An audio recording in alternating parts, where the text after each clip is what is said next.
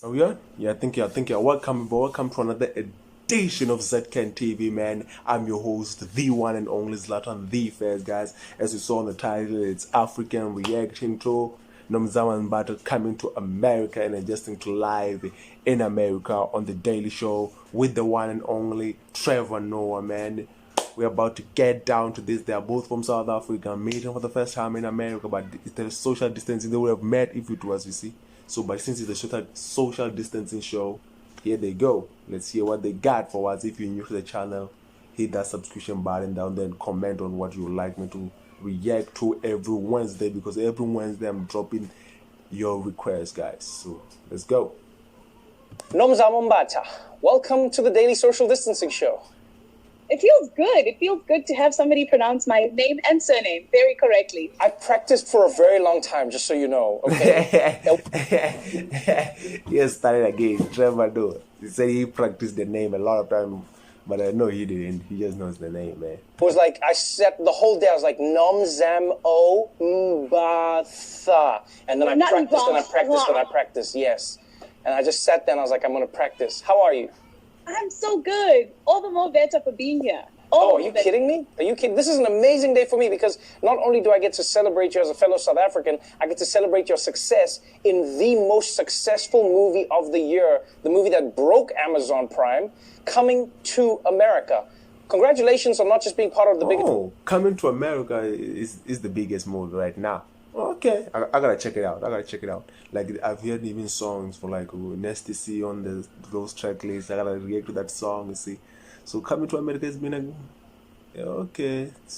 I get it now. This film, but also being one of the breakout stars. I mean, do you ever take a moment to think about how amazing that is? Eddie Murphy, James Earl Jones, Arsenio Hall, Wesley Snipes, Leslie Jones, Jermaine Fowler, and so many people are like, man, that Nomzama, she's amazing.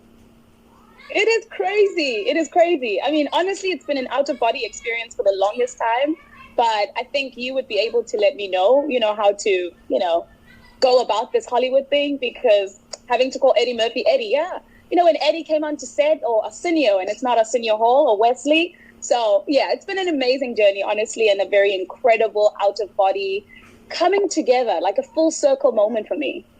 Your Coming to America story was almost as crazy as the original Coming to America story, because you had to audition for this movie. You weren't in the country when you were doing it. Walk me through the story of how you came to be one of the stars in the movie. So it's crazy. I'm in the UAE. I literally flew from New York to Switzerland to the UAE. By the time that I'm in the UAE, I'm supposed to fly back to South Africa because I'm supposed to go and host the South African Music Awards. Yes. Right. I get a call the night before my flight from my agent, and he says, you want to be in the room for this one. You can send a self-tape, but you want to be in the room. And I was like, listen, I've spent so much money flying in and out. These auditions are not working out, and I'm not going to spend another penny. And he said, well, it's for a lead in Coming to America. And I was like, well, I don't know. Hello.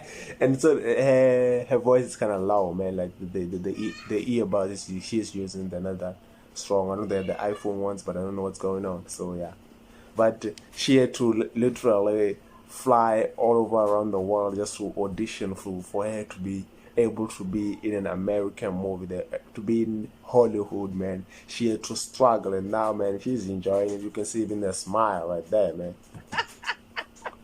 So I literally changed my flight from flying out of Abu Dhabi to South Africa to a new flight from Dubai to LA. And so I canceled that and I drove from Abu Dhabi to Dubai, caught a flight from Dubai into LA, and I made it onto the offices of Leah Butler, and I did my audition. It is quite a feat, because, I mean, getting into an American film is already a big jump. Getting into a major marquee film is another jump. But, I mean, to be seen as one of the breakout stars of it is the ultimate celebration of what you have done. And, like Eddie, for instance, even said, he's like, you have the most authentic accent. He's like, he loved how you were doing the thing. You play Jermaine Fowler's barber in the story, and the love interest. And what's cool about the story is you don't know which way it's going. You're like, are we going to stay in Zamunda? Or are we going to go back to America? But here you are in this world. Was it interesting for you when you were getting the job? Because, I mean, a lot of people don't know this, especially like Americans. They just go to other countries and they work, you can go to another country and you can work. And then if you're British, you can just go to another country and you work. But as a South African, there's such a big process behind. Like, you had to go to get a visa and everything, right? They had to approve you to come and do the job. I mean, first of all, you are coming into America with a tourist visa. Right. Yeah, that's kind of it. Like, when you are still a tourist. You are not there for, you haven't got your, what do they call this thing? A permit to stay there, a citizenship. Yeah, it's a citizenship. So you just have, you are going there as a tourist, and then you get a job. Then it becomes a lot of a complicated thing, because you're a tourist. You can't stay there. You gotta stay there for a limited period of time, man. So man, she must have gone through some mental process, man, to just adjust and try to make it work, man. So let's see what she gotta say, man. And man, I'm always proud when South Africans are doing well in the US. You feel me? You move from being a tourist to being somebody that's employed in America. So it's a whole process. I mean, I remember even when I got the call to make it back to the States. It was like, you need to come back, you need to sign papers so that we can give you, your official O1 visa and go back to the embassy in South Africa to have that visa stuck in your passport and then come back. Let me tell you, I was like, I really genuinely deserve this movie because I've worked pretty hard. Did anybody say anything to you at the visa place? Because I remember one of my favorite things about the process. Americans don't realize you do this. So to everyone who's watching who doesn't understand, this is how it works for a lot of countries around the world.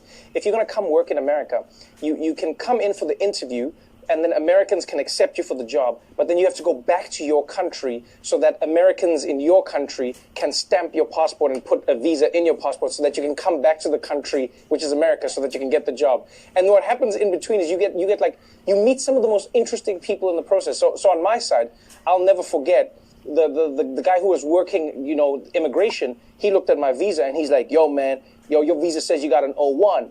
And I said, yeah. And he said, man, O1 means you the best of the best. I said, well, I'm just good at what I do. And he's like, nah, O1 means you the best. You like the Michael Jordan of what you do. And I said, well, I don't know about that. He's like, what do you do? I said, I'm a comedian. He's like, you the Michael Jordan of comedy? I was like, I don't even know what. He's like, hey, man, if I see your jokes and they're not funny, you're going back to your country. You hear me? And then he stamped my passport. Hey, Trevor, no, man, this guy. So, shit, it's a big process. You feel me? Like, you go there. You get a job, they send you back home, they gotta stamp it, and they are Americans too, and then you go back, man, that's a lot of money, man. We don't have money, bro.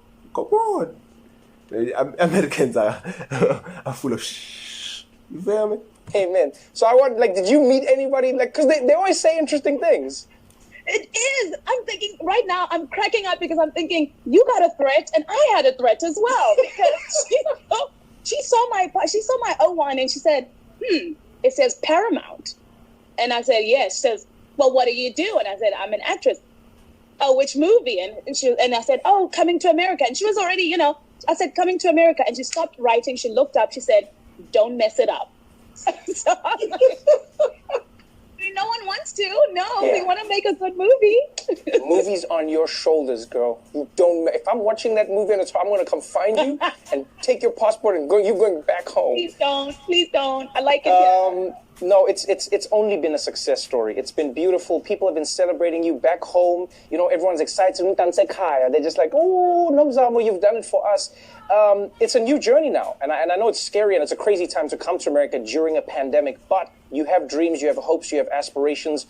What are you hoping to do now that you're in this new world, building on the success from South Africa into the US?